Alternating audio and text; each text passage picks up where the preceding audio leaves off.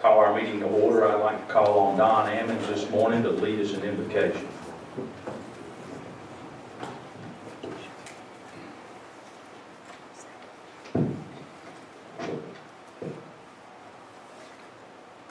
Monday is Veterans Day.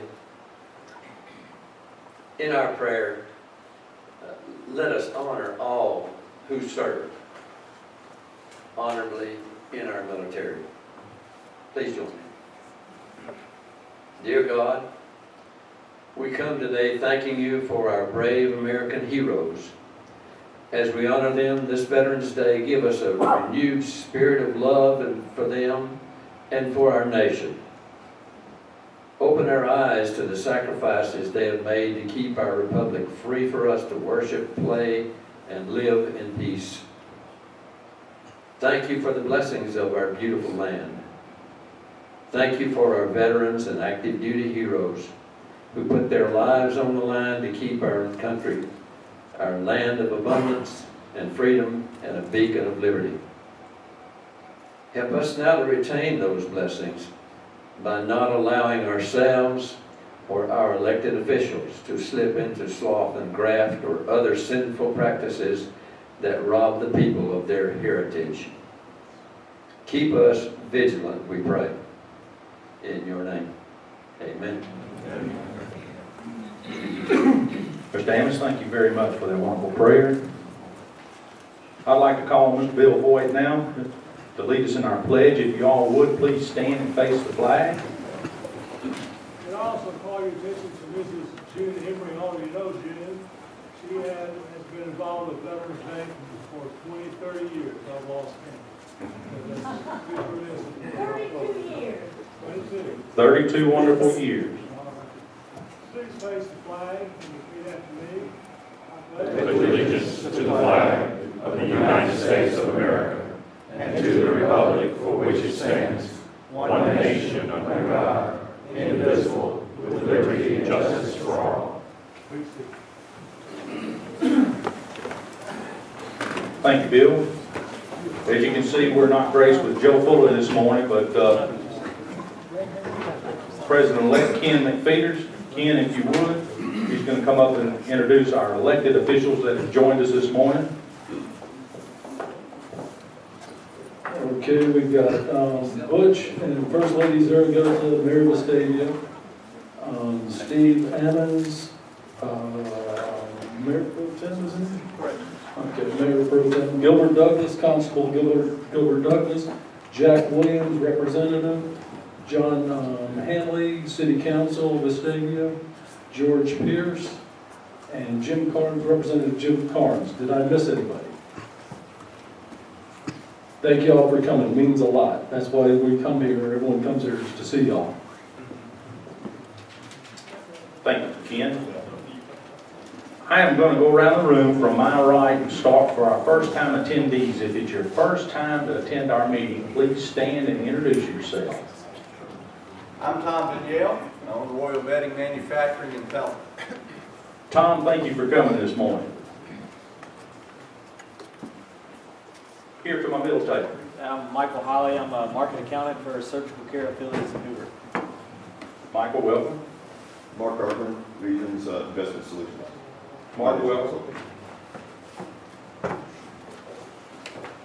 William Owen. Mr. Owen, thank you for coming this morning. Anyone else at this table? Back here in the back? Anyone? First-time attendee? First-time attendee?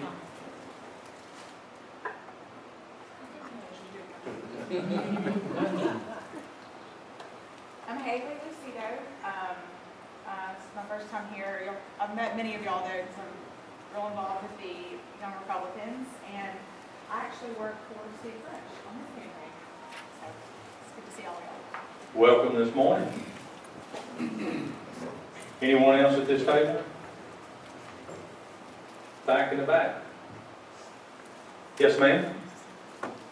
I'm Amy Beth Shaver, and I'm actually a wife, mother, I'm a writer and a speaker, and I'm running for House District 43 for Mary Sue. Amy, welcome this morning. We hope that you'll make this your regular second Saturday of the month. Absolutely. Let me ask anyone, since we're introducing first-time attendees, we do have a number of people that are running for elective office at this time as well. So if you would, we'll start back from my left and come back to the right. So if you're seeking elective office, please stand and just let us know what you're running for.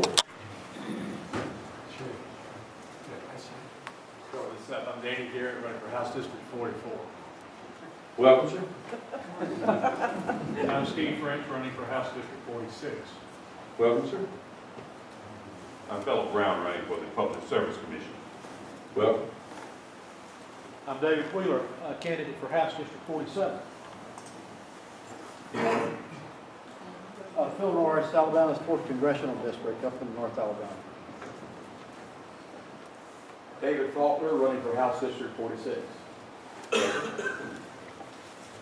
Anyone else? That's everyone. We'd like to thank all of you for making the commitment. Take the time away from your families to run for elective office, serve our communities. We wish all of you well. Look forward to the coming election season.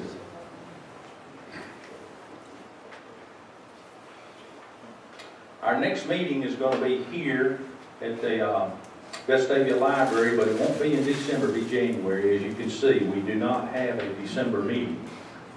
So we will be taking this opportunity to wish all of you and your families a happy and healthy Thanksgiving and a happy Merry Christmas and a Happy New Year. We look forward to seeing you back here on the 11th of January. And we hope that we have a packed room with all of the candidates and all of the coming events and things that will be happening with our elected officials and our candidates in this coming year. The Republican Women of the South luncheon December the 19th, I'm going to have Diane Zaragoza stand up and just give you a little rendition about what they're going to be doing. Diane, would you like to? I don't think I need the mic. I think I'm loud enough. But we are having Dr. Rice as our guest speaker December the 19th, and it will be at the Country Club here in Vestavia. Begins at 11:30 promptly. We want to invite everyone, and I have some invitations, so you can just put your check in it and drop this in the mail. And also Gilbert Douglas has some, so if you're interested, please see one of us, and we'll be glad to give you one of the invitations. Thank you. Thank you very much, Diane. We'd like to recognize one of our sponsors that helps us here with our biscuits on our Saturdays and takes care of that for us, and that's McDonald's down here on Highway 31. So if you're traveling up and down the highway and decide you're a little hungry and want to visit one of the fast food establishments, McDonald's has a very good menu, so keep them in mind. We're going to forego the treasurer's report this morning. However, we are going to pass the turkey pan, so I would allow Jim Bryant to take care of that. Jim? Our normal treasurer's not here this morning. He says he's in Tuscaloosa, so I don't know about that.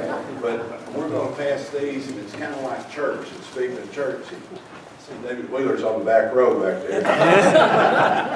So we have no dues or anything. This is one of the ways that we finance ourselves. So dig deep and give often. Jim, thank you very much. We'd like to recognize and thank all of our sustaining members, as you can see, those people who are listed here on our boards. We'd like to extend the thanks to them for their support as well, and all of you.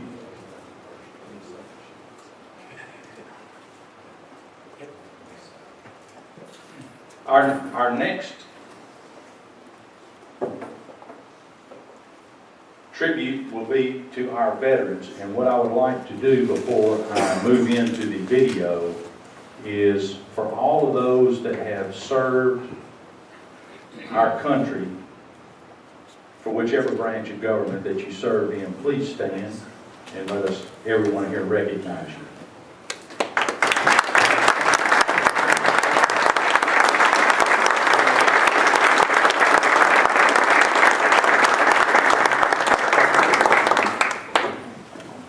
On behalf of MARC, we'd like to thank you for your service, but for your service, we wouldn't be here today in a free country. And for that, we are very, very grateful for the dedication that y'all have made and the sacrifices that y'all have made. And we want to remember those that had given their all so that we could be here today as well. With that being said, we have a little video tribute here to those that have served, that was given by President Ronald Reagan at a Veterans Day tribute. A few moments ago, I placed a wreath at the tomb of the unknown soldier. And as I stepped back and stood during the moment of silence that followed, I said a small prayer. And it occurred to me that each of my predecessors has had a similar moment, and I wondered if our prayers weren't very much the same, if not identical. We celebrate Veterans Day on the anniversary of the armistice that ended World War I. The armistice that began on the 11th hour of the 11th day of the 11th month. And I wonder, in fact, if all Americans' prayers aren't the same as those I mentioned a moment ago. For all we can ever do for our heroes is remember them and remember what they did, and memories are transmitted through words. We see these soldiers in our mind as old and wise. We see them as something like the founding fathers, grave and gray-haired. But most of them were boys when they died, and they gave up two lives, the one they were living and the one they would have lived. When they died, they gave up their chance to be husbands and fathers and grandfathers. They gave up their chance to be revered old men. They gave up everything for our country, for us. And all we can do is remember. There's always someone who is remembering for us. No matter what time of year it is or what time of day, there are always people who come to this cemetery, leave a flag or a flower or a little rock on a headstone. And they stop and bow their heads and communicate what they wished to communicate. I think sometimes of General Matthew Ridgway, who, the night before D-Day, tossed sleepless on his cot and talked to the Lord and listened for the promise that God made to Joshua. I will not fail thee, nor forsake thee. We are surrounded today by the dead of our wars. We owe them a debt we can never repay. All we can do is remember them and what they did and why they had to be brave for us. All we can do is try to see that other young men never have to join them. Today, as never before, we must pledge to remember the things that will continue the peace. Today, as never before, we must pray for God's help in broadening and deepening the peace we enjoy. Let us pray for freedom and justice and a more stable world. And let us make a compact today with the dead, a promise in the words for which General Ridgway listened: I will not fail thee nor forsake thee.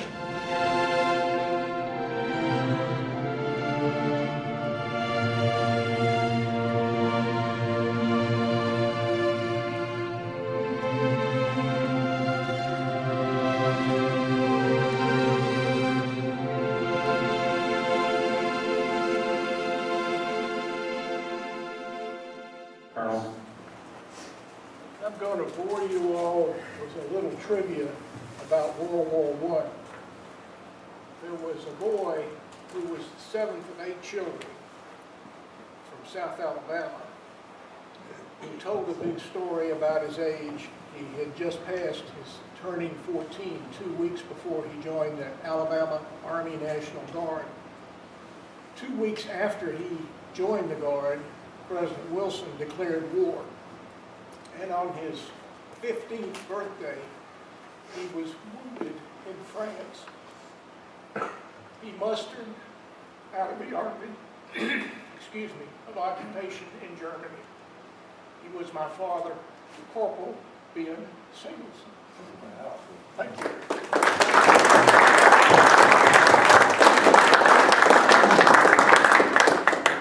Thank you, sir. Thank you for sharing that with us. We'll keep him in our thoughts and our prayers. He was was America's youngest veteran of World War I.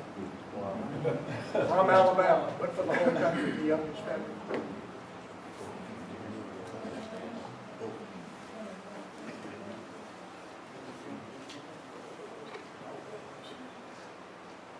Steve, if you would, I'd call on Steve Ammons now. He's going to come in and introduce our speaker this morning, Councilman Steve Ammons. Thank you, Jerry. It's my distinct pleasure this morning to introduce Cameron Smith. Cameron Smith is the Vice President and General Counsel, basically do it all for the Alabama Policy Institute. And the Alabama Policy Institute is a nonpartisan, not-for-profit research think tank, for lack of a better term, interested in not only the preservation of free markets, but of families as well, and family core values. Cameron has a long career not only in Washington, working for Senator Jeff Sessions, as well as some other Congress members, which I'm sure he'll be able to tell us a little bit about that. But he's also a graduate of Washington and Lee University and the Alabama School of Law, which I forgive you. Ladies and gentlemen, please help me welcome Cameron Smith from the Alabama Policy.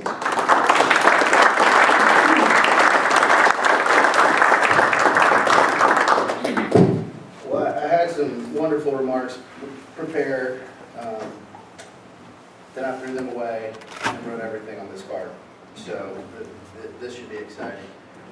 I want to thank our veterans for their service. I have a real brief, interesting story. When I got old enough to tell my grandfather, who was in the Air Force, thank him for his service, he said, "Earn it." He's kind of a gruff guy from Kosciuszko, Mississippi. I had no idea what he was talking about. No.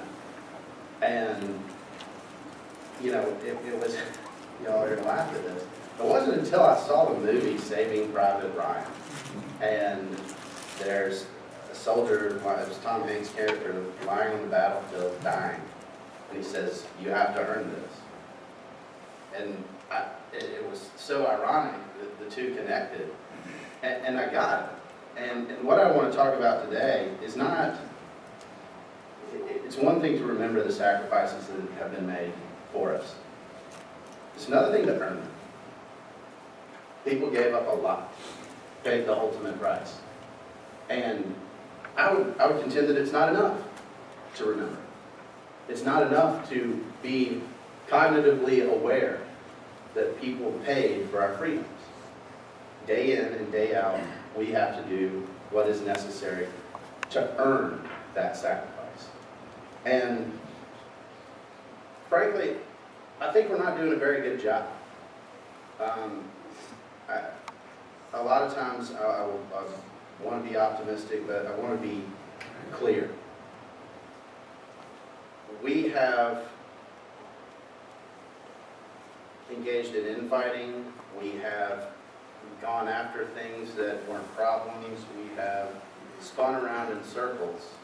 We haven't behaved like adults with common sense. And at the end of the day, the challenges that are facing us are real.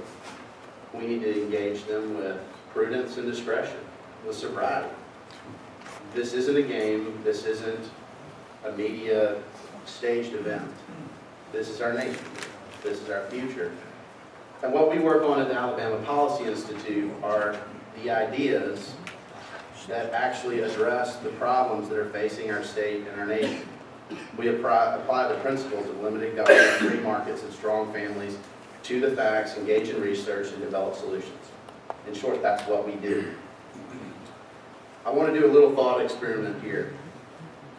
No need to raise your hand, but I'm assuming that most of you don't like socialism, are upset with the moral bankruptcy of our society, aren't very high on activist judges, don't like debt beyond belief, don't like environmentalism without balance that forecloses opportunity. Many of you probably don't like abortion. You don't like your faith turned into a character flaw in popular culture. I'm going to assume I know what you don't like. What I need to know is what you do. We have been, frankly, so negative on all the things that are going bad, things going in directions that we don't like. And I understand that. But at the end of the day, we need to change our tune. Over the last several days, the Alabama Policy Institute had the privilege of hosting an event with Dr. Ben Carson on Thursday. And then yesterday I had lunch with conservative, I guess, pundit Laura Ingraham. And what was really interesting to me was the level of optimism. It wasn't, well, all is lost and the decline is inevitable. It was an excitement. And I thought about that. You know, what is the role of government? A lot of times we don't answer these questions. What's the role of government? Well, if we look at our intellectual forerunners, the role of government, especially the federal government, is to protect the pre-existing rights of life, liberty, and we say happiness, but really property was what our founding fathers were thinking about as well. When you exceed those bounds, I think for conservatives and for folks that look at limited government, you really need to start asking why. Why are we doing these things? Because that was the fundamental conceptualization of government. And I really want to boil it down to three main points, and then I'll give an example with the Patient Protection and Affordable Care Act. First of all, tell the truth. This should not be lost. When it comes to political life, so many of us abandon reason. We abandon the principles that we carry with us in our daily lives. And then we accept a lower standard from our elected officials. Now, many of the elected officials in this room are people that I know personally. They hold themselves to a high standard. But when you see people not meeting that standard, why would you continue to have them represent you? Why would you continue to support them? And when they do represent you, you need to encourage them. Above all, when people, the truth has a clarifying quality when it's introduced into any situation. Dr. Carson made the point, and I thought this was really interesting, that when two people agree on everything, one of them is not necessary. And that's not to say that we shouldn't agree. It's simply to say that questioning is okay. When something doesn't set right with you, it's okay to question whether that was the best idea. You know, and I'll put this out there. The government shutdown. How many conservatives and Republicans have stayed quiet about whether that was the best strategy or not? And I'm not presupposing that I know the correct answer and that I have the definitive position. That's a great discussion that we should have. Some people say, absolutely, that was a great decision. You know, that definitely made a point. Some people would say, hey, that took 10 days off the Patient Protection and Affordable Care Act rollout debacle. President Obama had some hang-ups on Syria that could have been talked about. Let's have that discussion. Let's not be mean about it and snipe each other. Let's talk about it. This idea that you can't question, that you can't ask whether something's a good idea or not, and that somebody's got the monopoly on what's conservative and what's right, is ludicrous. And that means you have to tell the truth. You have to be authentic. You have to be honest. And we need to be nice and respectful when people say, hey, I'm not sure about that. That dialogue, that discussion produces better ideas, and we need to encourage it. The second point, solve the problem. Now, this is a big one. Identify what the problem is and create solutions accordingly. This should not be a controversial concept. Here's one of my favorites. I don't like President Obama. Okay, that's That's a statement. You're not solving a problem. You have every 4 years an opportunity to solve the problem of who's in the White House. You did not solve that effectively the last go-round if you're a Republican. So we need to actually move to the next problem, the next election, those type of things. Identify problems, seek solutions. If we don't have that mindset, if we're not about ideas, if we're not about applying principles to facts, what are we doing exactly? It's really easy. Look, this state is a perfect example of team sports. In fact, there's going to be some sporting events today. Roll Tide. but at the end of the day, it's not about my team versus your team. These are the false wedges that we're enabling people to put in. Dr. Carson talked about this. I mean, we're buying into these artificial me versus you, my team versus your team. Look, we all have plenty of enemies. We probably need some more friends. Again, that should not be controversial. When you look to solve the problems, when you look to bring folks in towards accomplishing a goal, you can build communities. People say, well, that community organizing, that's terrible. No, it's not. Community organizing is terrible when the government gets involved. When it's your community, it looks like a church. That's a community dedicated to solving problems. I go to Shades Mountain. I mean, when we see a problem, we join together and we try to solve those problems. Whether it's an education issue, whether it's a special needs ministry, it's coming together, working together to, again, solve the problem. And this last point is a point that I think is crucial. As we see these wedges being formed, quit being offended. Get over it. I mean, that's hard. That's a hard point to swallow. But a lot of times, people want to be offended more than they want to solve the problem. And there will be people who will disagree with you, who will not like ideas, and they may not even like you. But at the end of the day, holding on to that offense, allowing it to fester, allowing that to be the thing that you hold on to the most, will be destructive to our nation. When you can let go of that and say, hey, look, you want to fight me? That's great. We got a problem. You want to help solve it? No. Well, then I need to move on. I mean, quit beating your head against a brick wall. I mean, I talk to folks all the time. I talk to Democrats. I talk to Republicans, conservatives, liberals. And I identify a problem and say, hey, here's the problem. Do you want to help? No. All right. Hey, I've got a problem. Do you want to help? Yes. Okay, let's work on it. I mean, if you want to spend time arguing, my grandfather does this all the time. He goes and finds people, picks conservative fights, and argues with them indefinitely. Nothing is solved. Nobody's mind is changed, but there was a lot of time and energy spent in a pointless endeavor. And that's hard to say. I don't want to say, hey, Fox, you completely wasted 3 hours of your day. But it's true. And when we know the truth, say it. Tell people that. Be encouraging. I mean, we saw Ronald Reagan up there, the great communicator. I was like 2 when he was elected, or -2. But, you know, the bottom line here is you have to be able to do something about it. If you're going to earn your liberty, think about it. A lot of those people that were sent off to fight were young.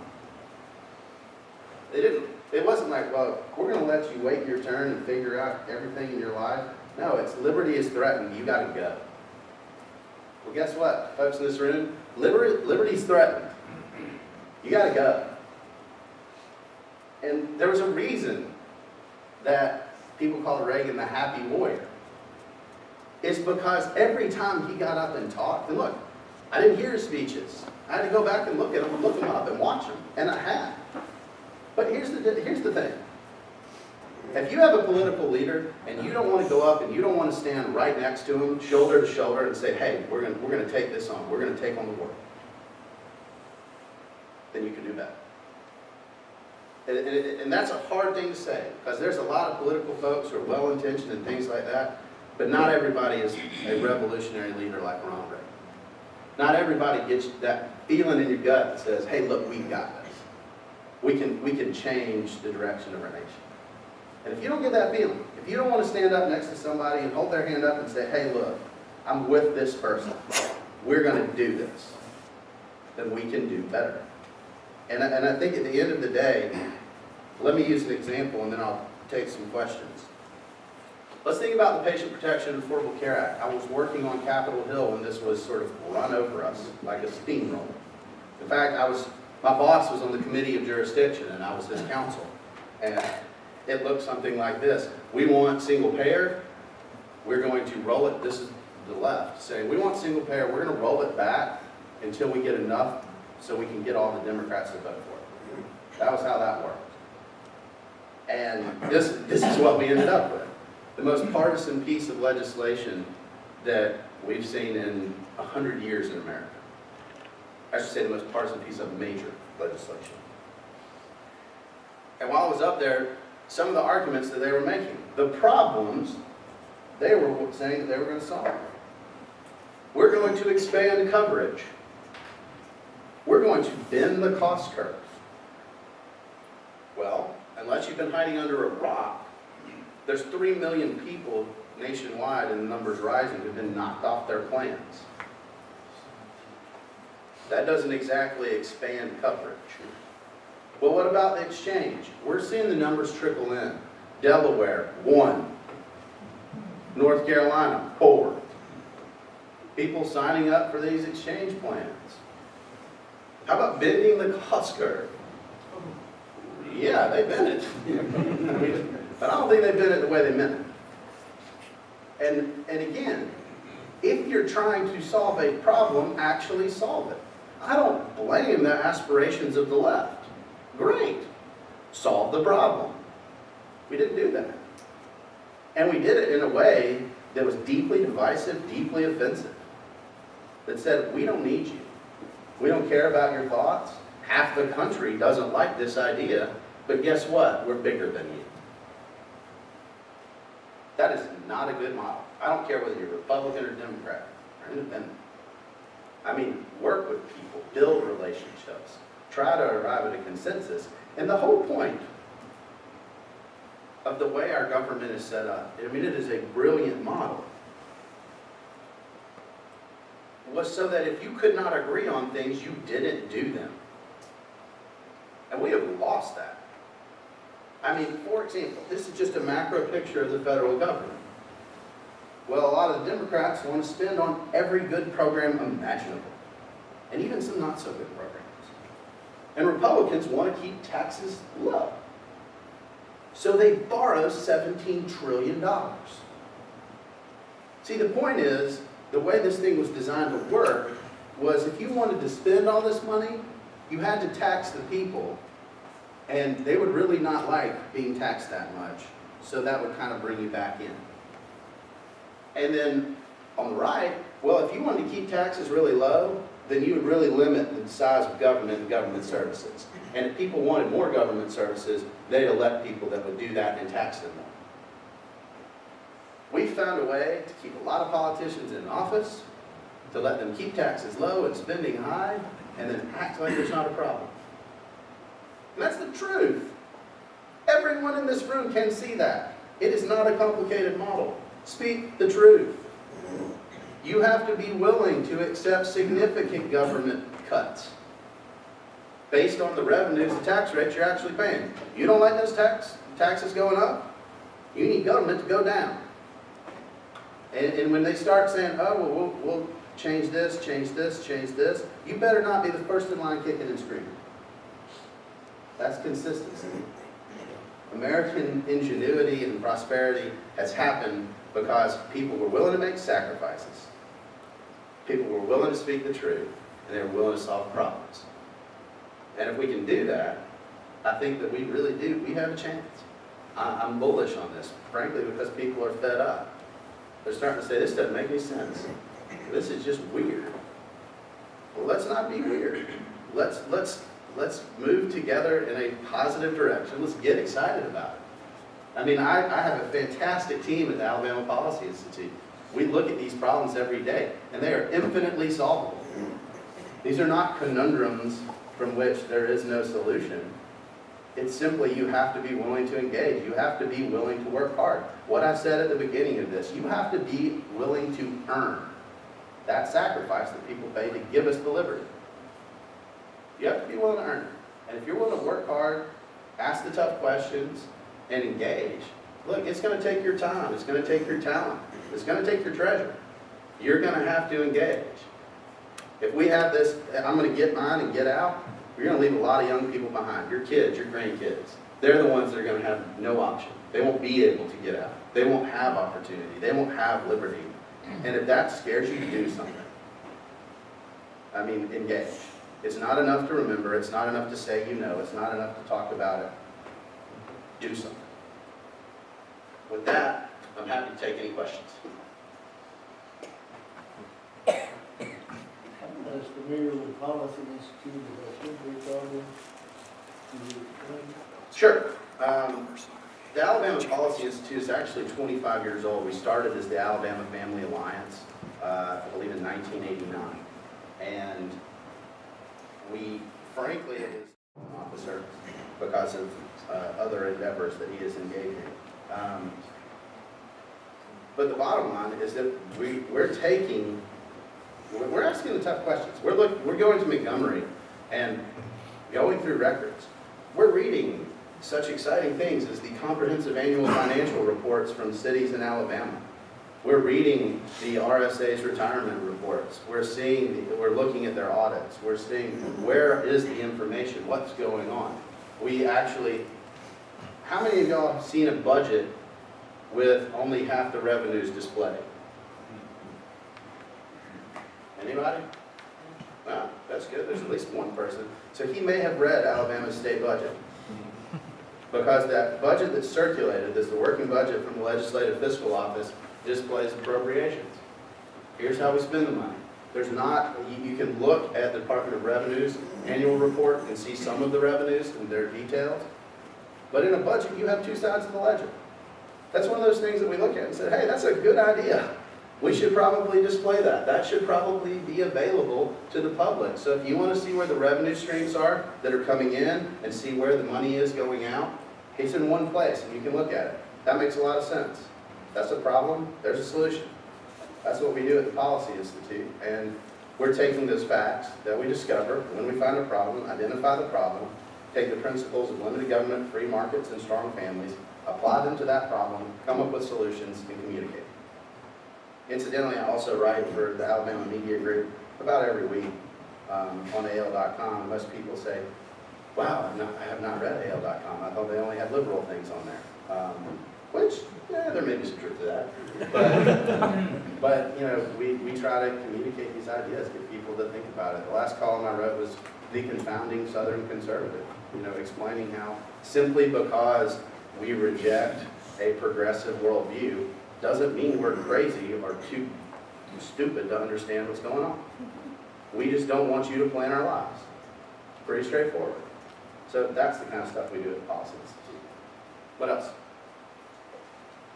You say a lot of wonderful things, and it's great when you have no opposition on the other side, okay? But when you have two groups that are in Washington, and they both want to have control of that stream of money for their specific avenues, what you state is both sides are going to have to give that up a little bit, and they will not. Who decides who gives it up? They won't do it. This is a wonderful group. I'm from Shelby County. I'm not welcome in my group. I am welcome here, and I really appreciate that. I know, I really do. You have open minds. That's why he can say what he says. Okay? And you're looking to look at both issues. But when you climb to the top, they're not telling us the truth. And they won't tell us the truth because they don't think we can handle the truth. So, I mean, it's great to say it, but until you what are we gonna do, like 3 or 4 different people going against an onslaught of committees of 20? Yes. They get, yes, I understand that, but they get decimated and we get. Yeah, look, I've been there, I've been in the belly of the beast, I've seen what it's like. It is not favorable. It's not. I'll be the first to say, I mean, this is a system designed to perpetuate itself. And I know that. But guess what? So do you. And at the end of the day, I don't think the politicians are a problem, we are. I mean, at the end of if there's 1 or 2 that's going, it's like throwing pebbles at a window. It's just clink, clink, clink, and bounces off. But I refuse to believe that the answer is because it is, the odds are against us in many respects, that it's not worth trying. It's not worth going and hammering away. Because when people start to speak the truth, again, truth has that clarifying quality. The problem is people don't like it. They don't like to say it because it's controversial. I mean, for example, you know, on some of these issues, people have started to say, well, we need to abandon some of the social issues. I reject that. I mean, if you have values that you really believe, and let's say they're based on something like the Bible, you say that, well, that really informs my perspective, and here's my perspective. You may not be persuasive in the public square, but you can't be silenced. Our country's based on that. And again, it's having that perspective. Don't allow yourself to be shouted, for somebody to shut you down. Because, you know, people tell me all the time, well, we can have a discussion, but any of your beliefs that are based in Scripture, because you're a Christian, we can't talk about that. And I've said, well, what are your beliefs based on? And it turns out they're actually based on their opinion. So my beliefs are based on Scripture, yours are based on your opinion. What's the difference? Why can't we have that discussion? And at the end of the day, the answer is, we don't want to have the discussion. Because it's scary when I have to acknowledge that, hey, you're an individual with dignity. The left's model, the model of big government, works because the individual does not matter.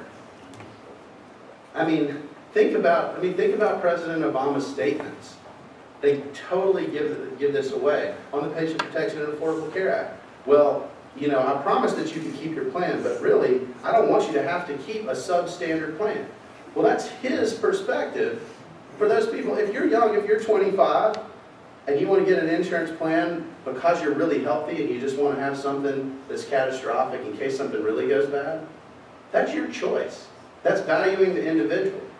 When we have this monolithic government that says we're going to decide for you, then you end up with really weird outcomes. And I think that what's happening is pain is being created. How we change things is not because we just say a lot of words, but because people feel pain. In politics, if people don't feel pain, if it doesn't matter to them, nothing will ever change. But if they do feel the pain, let me tell you, people getting those Blue Cross Blue Shield notices right now, they're feeling some pain. I don't have to make an argument. They know it. They know their health care costs are going up. Guess what? They'll start calling folks. They'll start calling Terry Sue. They'll start calling our delegation and saying, hey, this is not a good idea. This hurts. And at the end of the day, that's going to promote change. You have time for maybe 1 or 2 more questions? I kind of want to read what he said. It's, I think, he's concerned about a false right-left paradigm that plays on each other. It's controlled by crony capitalists. And the issues shouldn't be talking points to put a face with it. The issues need to be unified. We need to unify under issues. And truth is the trend. And we need to put people in power only, and we can do that through the community when the community wakes up. And I think that lies in the youth, because I think the youth are starting to wake up, and they see it, and they're torn by what they're going to end up with. You know, 75% taxes, totally, completely trolled. I call it the DC plantation. And that's exactly what they've created with this health care bill. When you have no free market, you might as well be, my education's in animal science, and that's exactly what it is. It's cattle farming. And you have no choice when it gets to that point. So, as more people wake up about the rights of freedom and liberty, that's what we need to be unifying on. Now, my understanding of freedom and liberty does have biblical worldview. And some people's don't, but that's where I come into the picture. from my philosophy. So, I mean, it's just, but that's where we got to start, and it starts with the community and educating people within the community, because this is a septic tank up here. And when we start with the community and then we go up, then we can change it. And Well, by the intersection, I mean, look, I agree with you. I mean, young people are starting to wake up like, whoa, this is not a good deal. Find your champions, find your people in backup. Like, if you don't have the energy to go out and just hammer away at this stuff, find somebody that does and support them. I mean, say, hey, we want you to go. If you find a student who's lost their health care coverage and they want to go tell that story, help them do that.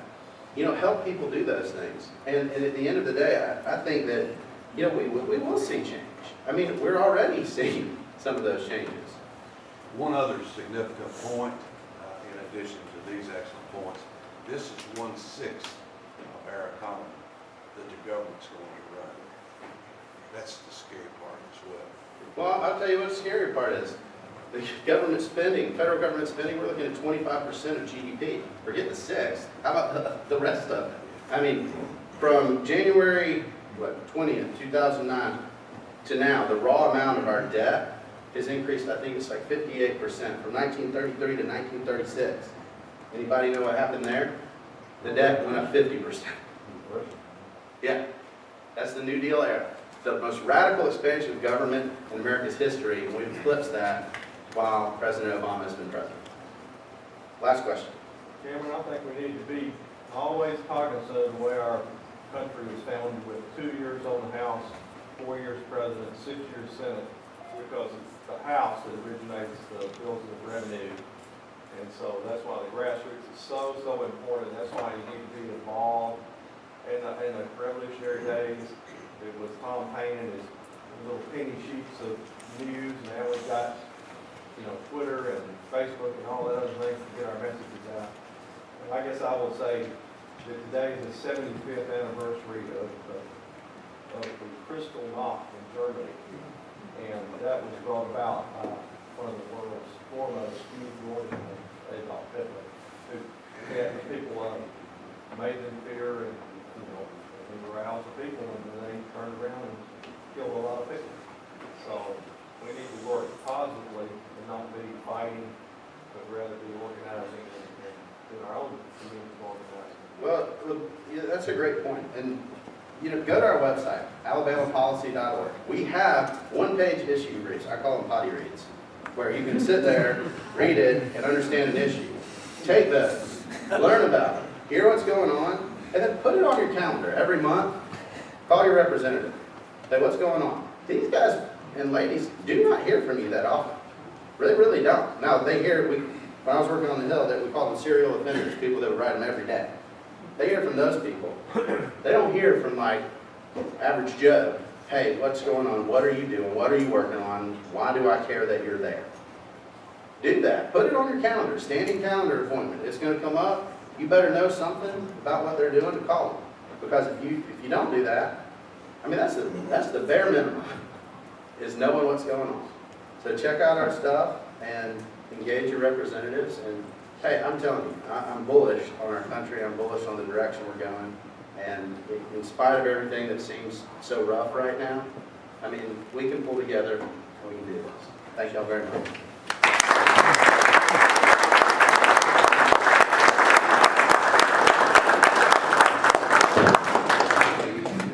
Cameron, you did a great job, and we really appreciate that. Again, everyone, we'd like to thank all of you for coming this morning, all of our elected officials, and most of all this morning, all of our veterans who served our country.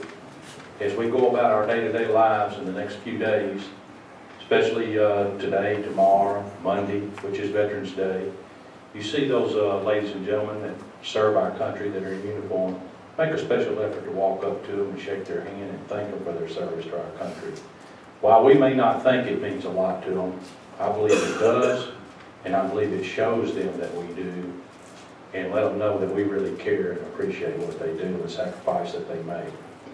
Again, our next meeting will be in January. We look forward to that. We wish all of you and your families a safe and healthy, happy Thanksgiving and a Merry Christmas as well. Stuart, you said you wanted to say something before we go? I've got a lot of these things where you can sign up, get money out of the state, and and get it into our schools here where kids get scholarships to go from failing schools to succeeding schools. It's very easy to do. My daughter did it and said it took 10 minutes, take me 100 hours on it. It took her 10 minutes.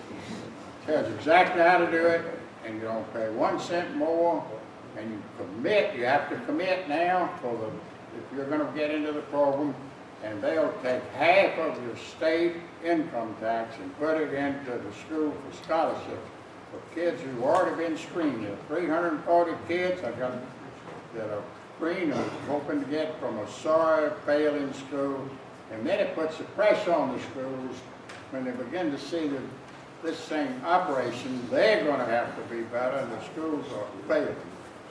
All of you, this is something we can all do. It just takes 10 minutes. Please get these and do them, and if you're gonna do them, do them. If you're not gonna do them, don't. But it'll be an ongoing continuum. I think you just have to re-sign every year. There's nothing to it. If you don't do a damn thing, don't do it. Thank you very much. Again, if you didn't get a chance to sign in and give us your email address and a mailing address as well, please stop by the table at the door and leave that with us so that we can keep you informed as to our meeting and upcoming events. We're looking forward to a wonderful year this coming year, and hopefully we can change the format a little bit and give you an overview of upcoming events and speakers and that sort of thing in advance, and we're looking forward to making some great changes in that way, and hopefully we can increase our attendance as well.